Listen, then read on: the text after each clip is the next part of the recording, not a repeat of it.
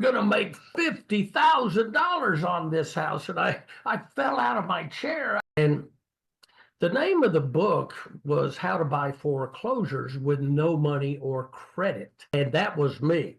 I had no money, no credit. So I was going, where am I going to come up with 65? So I went straight to the chapter that taught me how to buy something with no money. So I called the foreclosure attorney and he said, he goes, if you have that house under contract, I need to see it. Because I was basically calling to see how much the back payments were. And he said, I need to see the contract. So I took it to his office and he said, whoa, you're going to make $50,000 on this house. And I fell out of my chair. So that's how I got my first deal.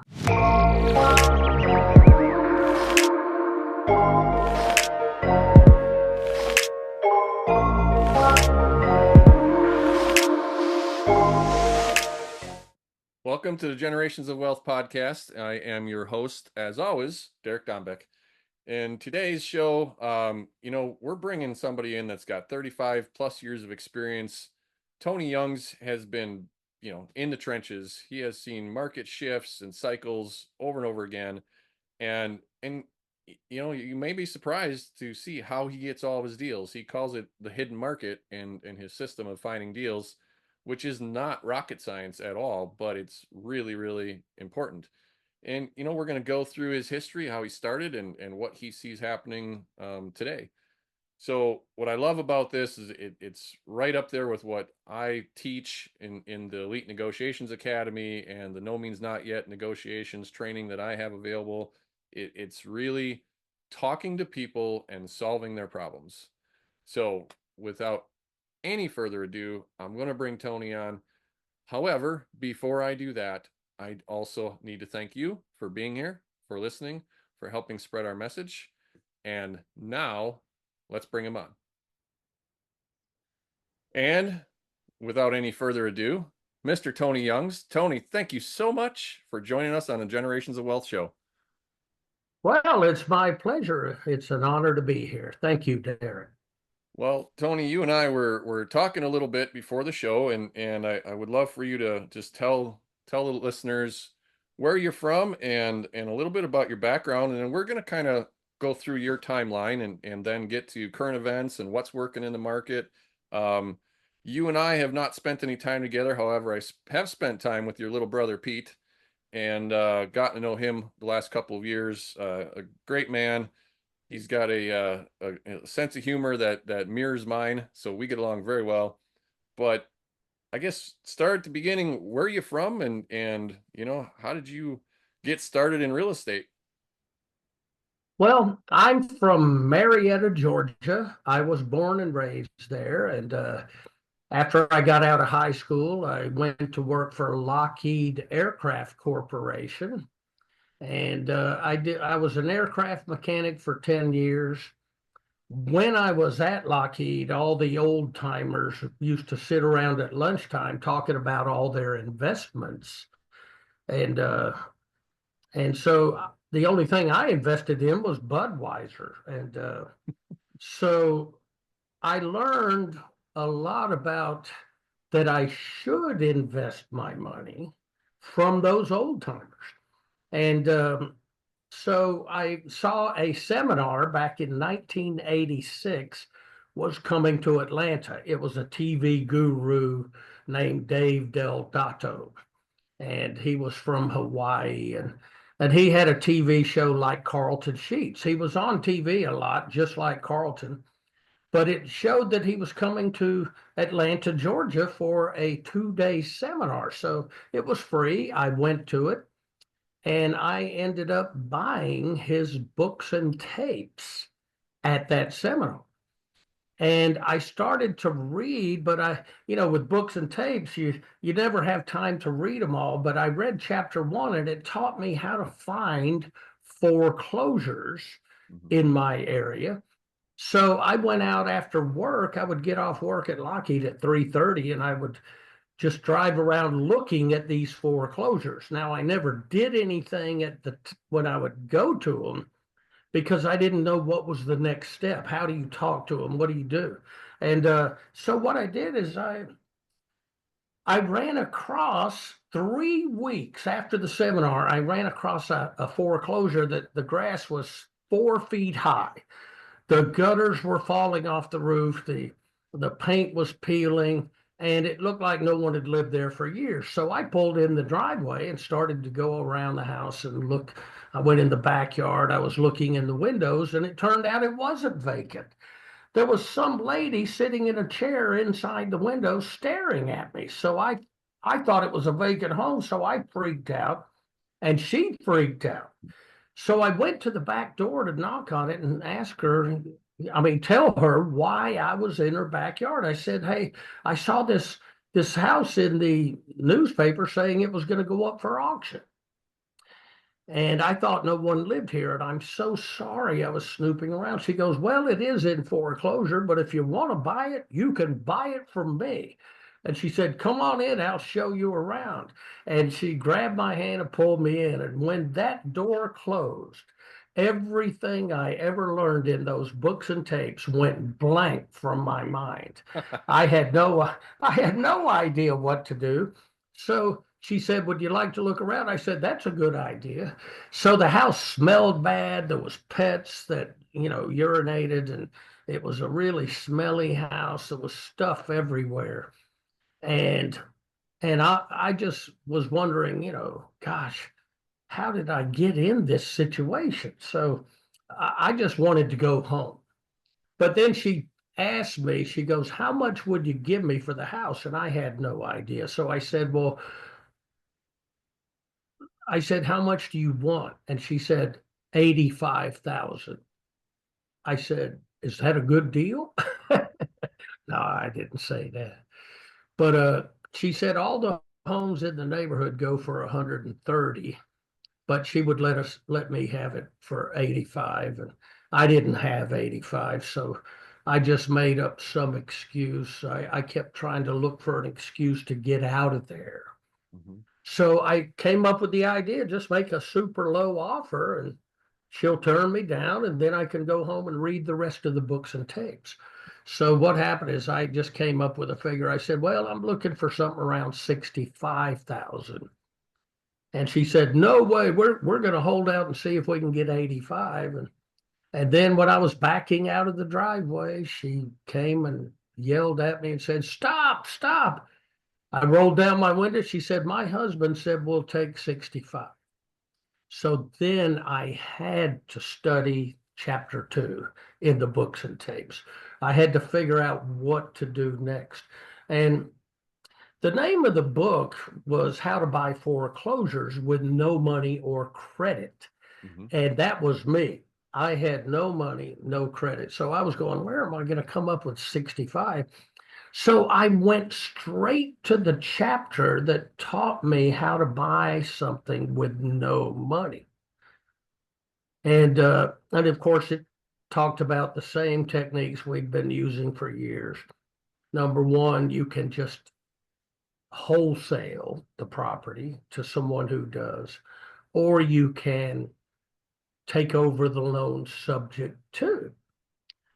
So I went ahead and just practiced writing the contract.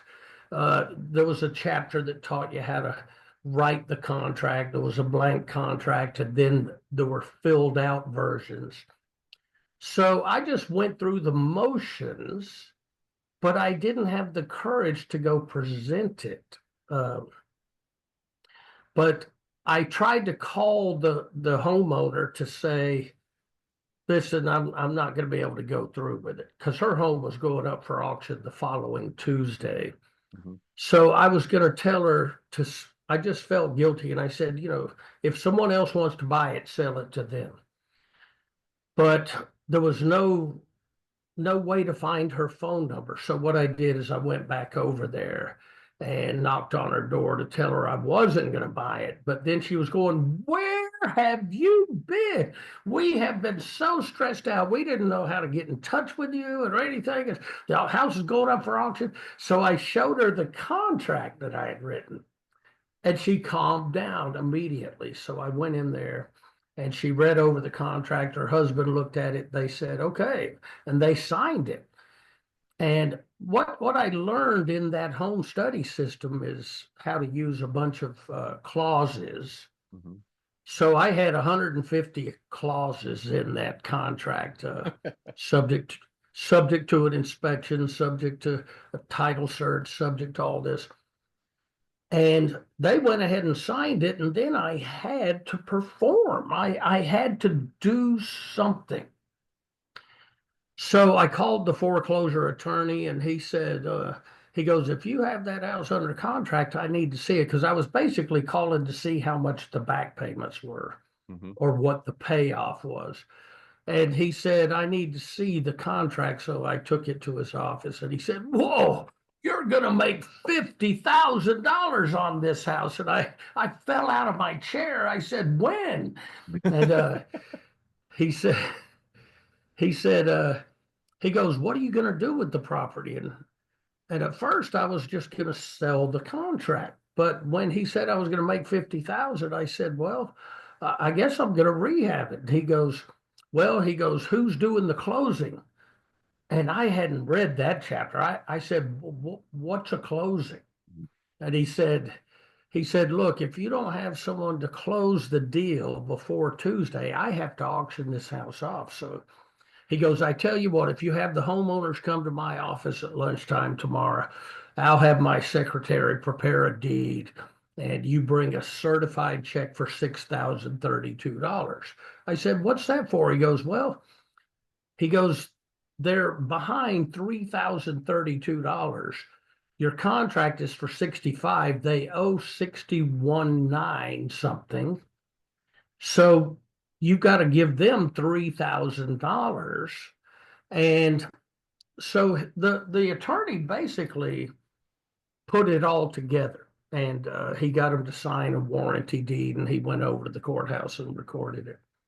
So that's how I got my first deal. And And what I did is, and that attorney let you do it subject to after catching up the yes, financing, which most people listening to this would never believe that. Um, and I do. I mean, that was a long, long, long time ago, but that attorney was looking out for everybody's best interest, which was awesome. We don't always see that today. that's very true. Now, the thing he did is he said this, he goes, that's the only way we're going to be able to do it. He goes, it's so close to auction day. So he said, this is what we need to do. Mm-hmm. And he said, you bring a certified check for 62,000. Uh, and I said, well, I didn't even have that kind of money. I didn't even have 6,200. And I mean, Mm-hmm. $6,032. So I borrowed that money from my dad, and he was very reluctant, and he had tons of money. But he said, I think you've lost your mind. Why don't you stick to being an aircraft mechanic? I took him to show the house to him, and he thought it was even worse than he expected. He goes, that looks like a haunted house. He goes, I'm not interested. He goes, if you find something better, I may be interested. But I took him to the attorney's office to stop the closing. I said, I got to cancel the closing. So let's stop by. That attorney talked my dad into it. He said, that's a great deal. He's going to make 50,000. There's no liens. The taxes are current. Uh, and so my dad whipped out his checkbook right there and gave him a check for $7,000. And then the next day at the closing, the attorney gave me a check for 900 and something dollars. And I said, what's that for? He goes, that's what's left over out of your dad's check. I said, oh, cash at closing. I haven't even read that chapter yet. And so I walked away with cash. I used that to buy a bunch of paint.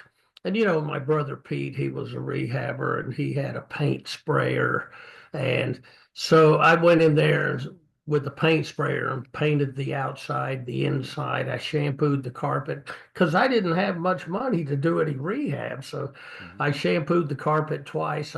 I scrubbed the kitchen cabinets with white vinegar and got all the grease off. And I easy off oven cleaner. It was pure elbow grease, mopped floors.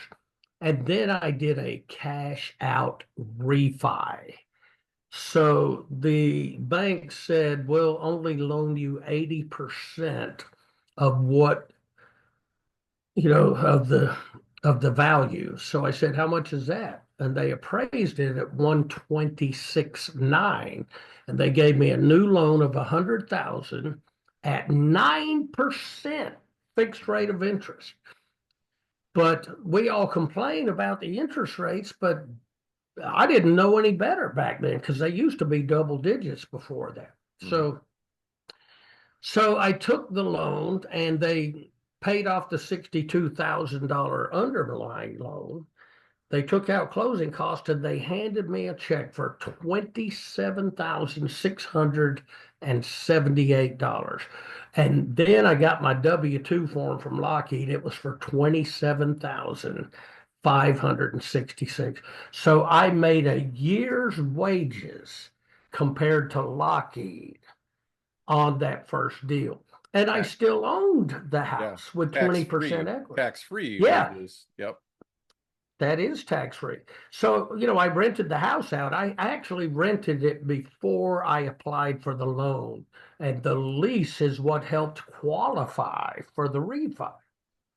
I said, I want to refinance my income producing property. Mhm. So I had a small positive cash flow. I actually kept that house for years and years and then sold it to my sister. And she lived in it for years. And she fixed it up really nice. Houses are like fine wine. They get better with age Mhm. because I went back to my house I grew up in, the very first house I lived in when I was born. And that house is better today than it was back then. And that's the beauty of us investors. Us investors, we improve all the real estate. And I don't know why they're always trying to pass laws to stop us from doing what we're good at. And but anyway, So that was the beginning, and I kind of giggled when you talked about tapes and books because my very first was Carlton Sheets, which was still yeah, cassette tapes, and yes, I didn't start until 2003, but I had probably bought Carlton Sheets in like 1997, something like that, and yeah. I joke with some people that some of these courses used to come in 8-track tapes, and now they all just jump on YouTube and YouTube University, and everything's at their fingertips. It used to be work for us. I mean, we had to physically read and rewind cassette tapes, find a little spot, a little chapter. Um, Definitely a different world back then. So, Absolutely. but then fast forward, right? You did the first deal. You obviously started doing more and more deals. But you got to a point where, I mean, now today you've done hundreds of deals, if not thousands. Um, what was the progression? You know, I actually I I go to all the RIAs around the United States. And every time I go to a RIA to be a guest speaker, I always take them out door knocking. I Hmm. take their members out door knocking because that's what I've done for 35 years is I get my deals through door knocking. And I know that terrifies everybody, but that's why I'm so successful because nobody else will do it. Hmm. You see, it's so competitive out there that a homeowner gets 100 phone calls, they get 100 letters, but no one knocks on their door because they're afraid. So that's why it's always been a major thing for me. Now, before any of your members just jump out there and start door knocking, the reason they're afraid is it could be dangerous.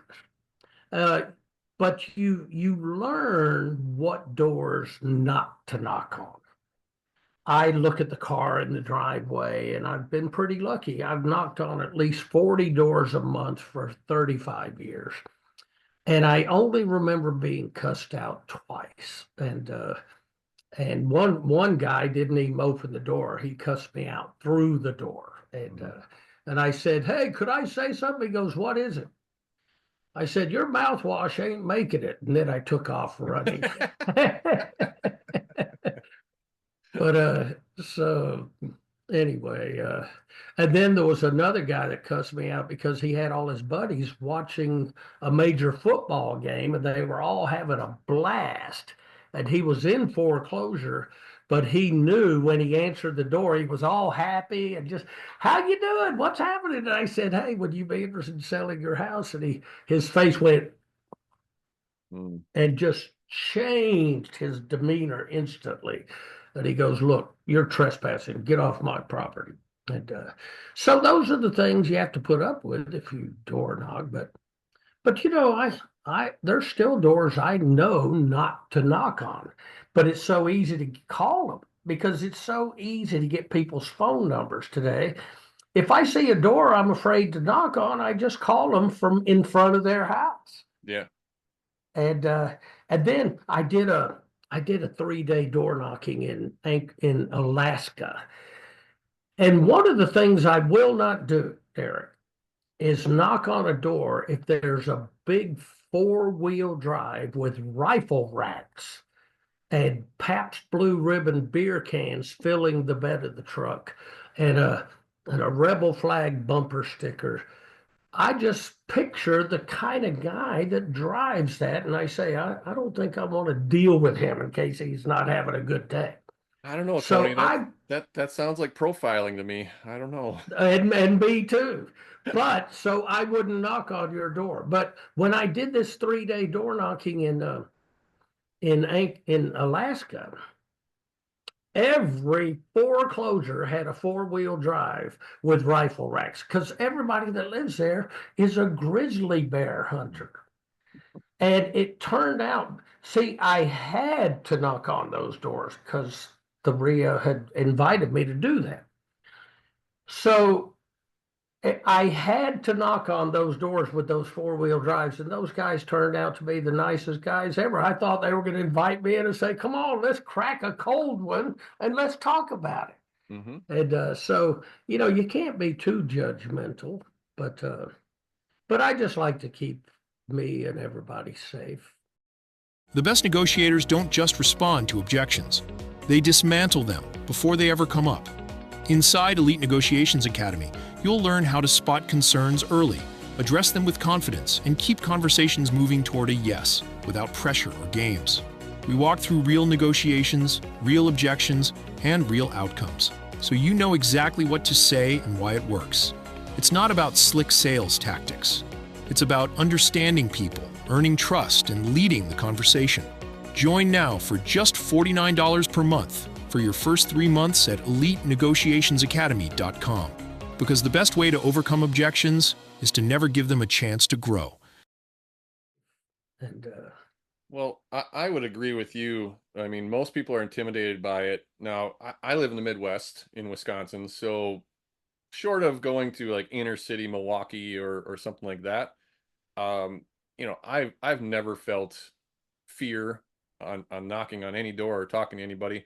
What I typically do is when we do buy a property or we have a property under contract, I want to knock all the doors around that property, let them know what we're going to be doing, and they instantly start telling me the history of that property, which is fantastic.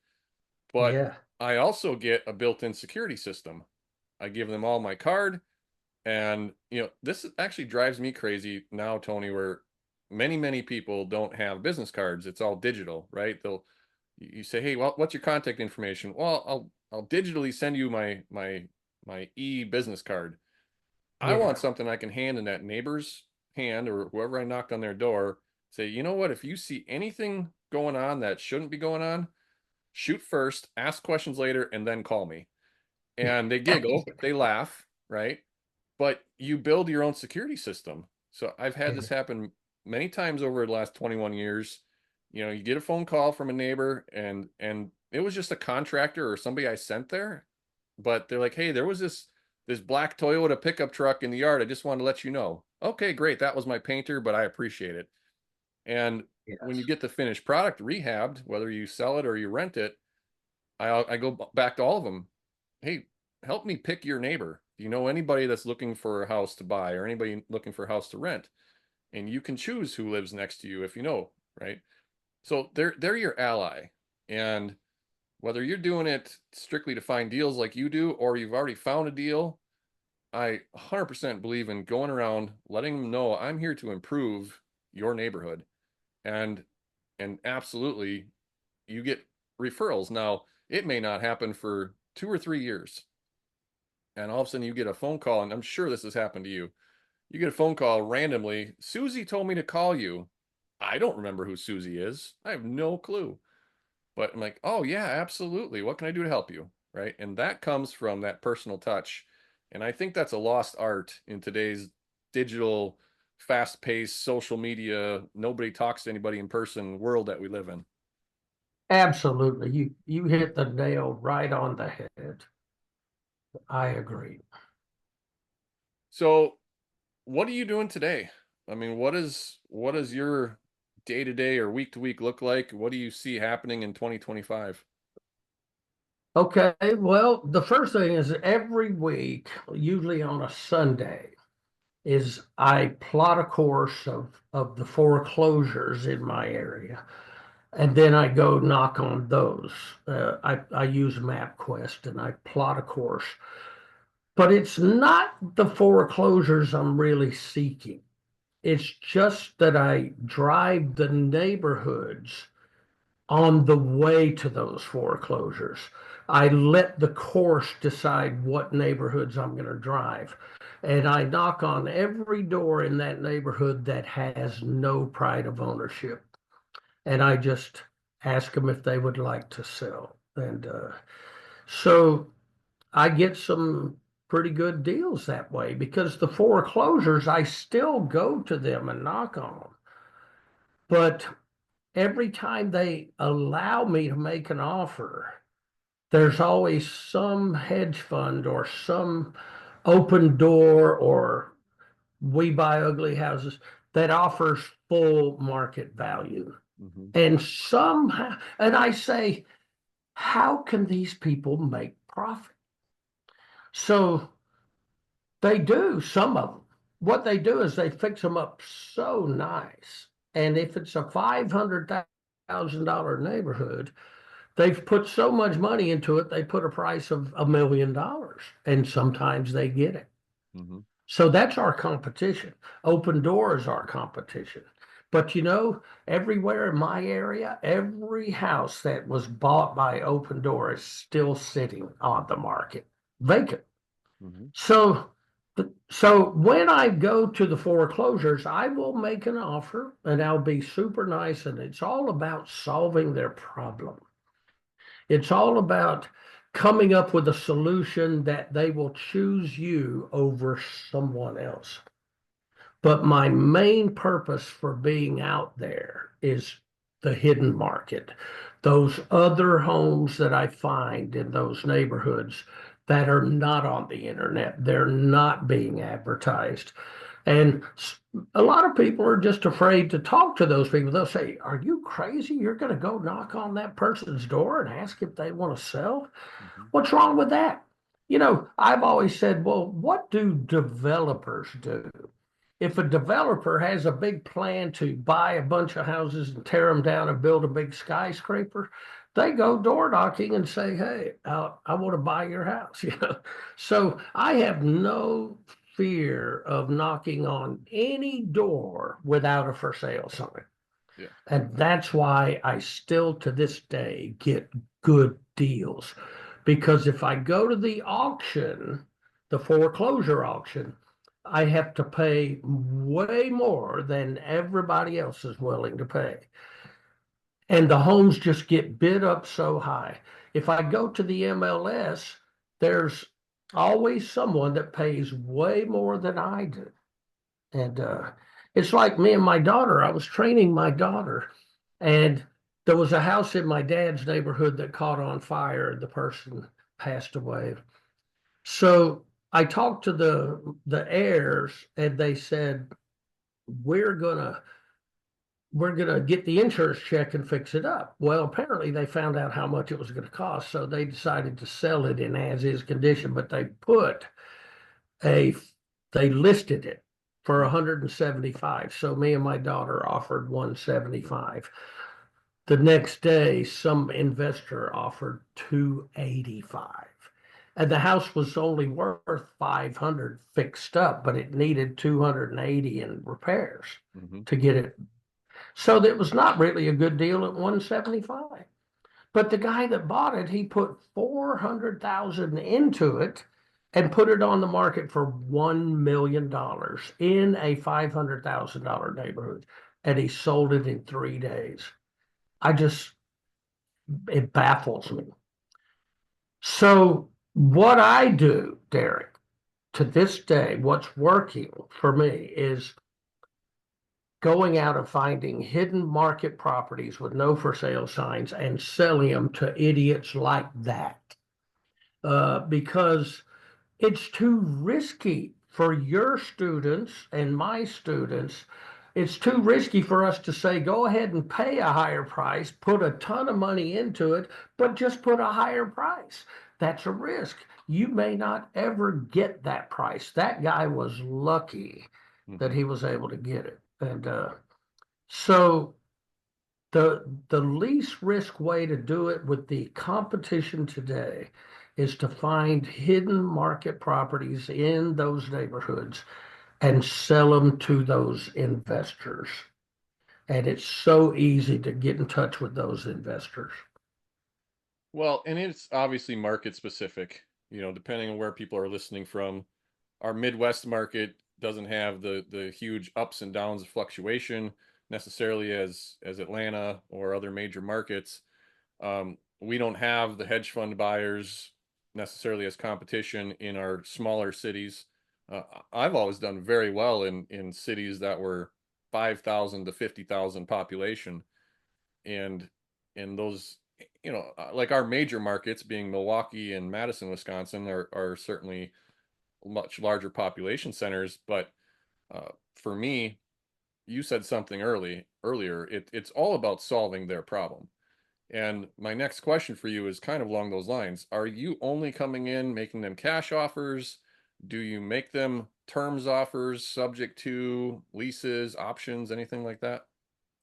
Well, if it's free and clear, a lot of the hidden markets I find are either probate situations or free and clear houses. So I make a dual offer. I offer to buy it with owner financing and I give them a higher purchase price Mhm. if they'll owner finance it, or I'll give them a lower cash offer. And I can manipulate which one I want them to lean toward. Yeah. So that's how I pick up my rental houses is if they accept owner financing, I keep those as rentals because the owner financing doesn't show up on my credit report. Hmm. So that's a good thing because if you have way too many loans, then it makes your credit score drop. So I will make offers. There's a big thing about options today. That's a lot of people teaching that. And so you can do that too. But in the hidden market, there's so many opportunities to try all your creative techniques. Hmm. And so I love buying with cash, but I will do creative techniques if the property cooperates with it and the homeowner.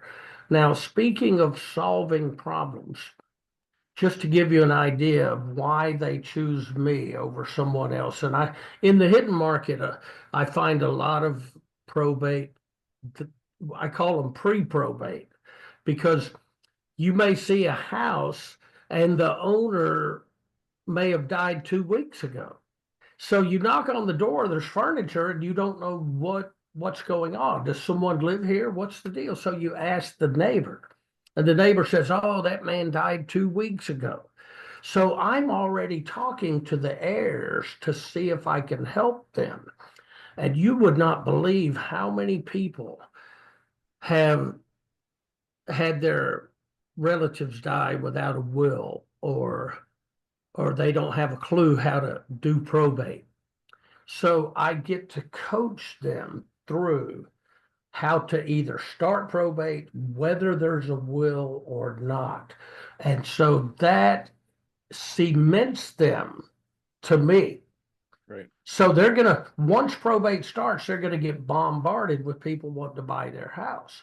But a lot of times, I've already spent a lot of time with them before probate, and I've done great things for them. A lot of out of state owners, I'll keep the grass cut.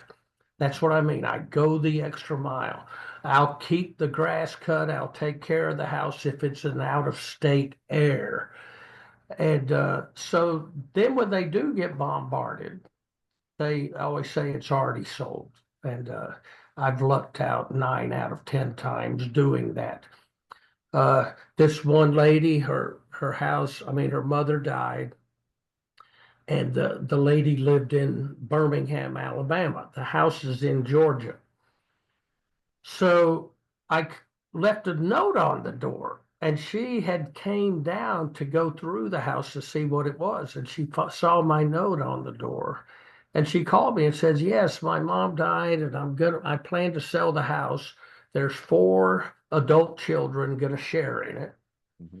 She goes, but my problem is I've got to go through this house and get all the stuff, and I have no idea how I'm going to get rid of it, or how I'm going to get it to Alabama. So I wrote an offer that says I will get a U-Haul and I'll get some helpers, and we'll package everything you want in that U-Haul and take it to a storage unit in Birmingham. And that's why she accepted the offer. And it was a fantastic deal. But you see what I mean by be willing to go the extra mile and solve the seller's problem. One more point about that is some investors are saying, hey, no way, I'm renting a U-Haul and driving to Alabama. Good. I'm glad, because I am willing. 100%. I have done this so many times, what you're describing. I tell people, especially in those estate situations, probate situations, they're emotional about it. And I just say, you take whatever you want that's of value, and I will take care of the rest. And that has gotten me across that finish line countless times. And Because that's their biggest headache. absolutely. And it's even better when there's 1 or 2 heirs that are local and 1 or 2 heirs that are out of town or out of state. Because the out of state heirs, they want everything done, but they're not helping. And it creates this friction. The only downside with that is the out of state heirs often think the property's worth more than it really is. But that's all part of the negotiation. So, well, as we kind of wrap this up, what do you see for, in your specific market, 2025? Are you seeing decreases in property value, longer days on market? What is your crystal ball showing you for this year? Well, most of the states I go to, homes on the MLS are sitting longer. And the reason is because they're still trying to get a higher price. Mm-hmm. So what we're seeing around the nation, even especially in my area too, is that the houses sit on the market until they reduce the price. There's sometimes several price reductions to get it sold. I believe we're going to have high interest rates through the rest of the year. But I think people are going to finally get used to it and say, that's what I'm going to have to pay. And so then you'll start to see, I know we're going to see a lot more inventory on the market over the next couple of years. And the reason is because the people are starting to realize that they're not going to get multiple offers anymore. And that helped my business in the hidden market, because when I would knock on a hidden market deal that needed a lot of work, they would say, "Hey, I can put it on the MLS and get multiple offers." Well, they're realizing that that's not happening anymore. So now they're willing to accept my offers. But the reason they're realizing it is they see homes on the market in their own neighborhoods and they're not moving. Mhm. So that's what convinced the people I talk to daily. And so I do believe that the real estate is going to hold its value. I don't, I just know that homes are just so valuable. I wish I'd have kept every house I ever had. Uh, but they're just so valuable. And I I don't believe that we're going to see a big drop in prices. We'll see a slowdown. We may see a big drop in values, but it won't be anything like we did in 2008. I don't think it'll ever get anywhere near that. Mhm. And so I just want to keep encouraging people, do real estate, do real estate, do it. Just keep doing it. It's just proven itself over and over. Everybody in the world needs a place to live. You and I have a product for people to rent or buy from us. So it's going to be a great investment for the rest of your life. And slow and steady wins the race. You know, I too Yeah. wish I would have kept far more properties than I did, but ultimately, with every market, there's opportunity, and it's always been Yeah. there if you know what to look for, and then when you find it, you actually take the action to do it. And I know just in the last couple months, I mean, I'll pay full retail for a house if the terms are right. And Yeah. so I haven't bought a whole lot off the MLS in 5, 6 years, but now we're starting to look at properties that are sitting on the market longer or expired listings. And there's not thousands of them, but there's starting to be more and more. And those people are more willing to talk about either lower prices or terms. And Absolutely. yep, You're right on. yep. Well, Tony, I appreciate your time. And if anybody wants to reach out to you, or how do they get a hold of you? Well, the best way is just my website, TonyYoungs.com. Some people always forget there's an S on the end of my name. And so it's Youngs. Okay. Perfect. Well, again, thank you so much for your many, many years of experience and just sharing your story. And it's always fun for me to talk to people that have been in this business for a long time. I look at 21 years and it went by in a blur that I've been doing this. And many of my listeners and people that I see weekly have been in the business 5 to 10 years and haven't seen market shifts and haven't seen interest rates like we have. And, you know, personally, I don't have a problem with 7, 8% interest rates, but that's because I also started at 7, 8% interest rates. So, Like me at 9. right. One other thing that we should tell the people is that if you ever, I mean, some people get afraid there's going to be a crash, Hmm. but that's when we make the most money. Is when 2008, 9, and 10, I didn't have to take any risk, but I was doing more deals than ever and making a lot of money during those times. So good markets, bad markets, it doesn't matter. You just got to be updated Hmm. every week. And that's what your RIAs and people like you do, is keep people updated on what's going on and what we're doing to adapt. Absolutely. Well, let's wrap this up, Tony. Thank you so much. Okay. Thank you. It was a pleasure. And for all the listeners, as always, appreciate you following us. Anything you can do to help us spread the show, spread our message, we appreciate. And we will see you on the next one. Go do some deals. See ya.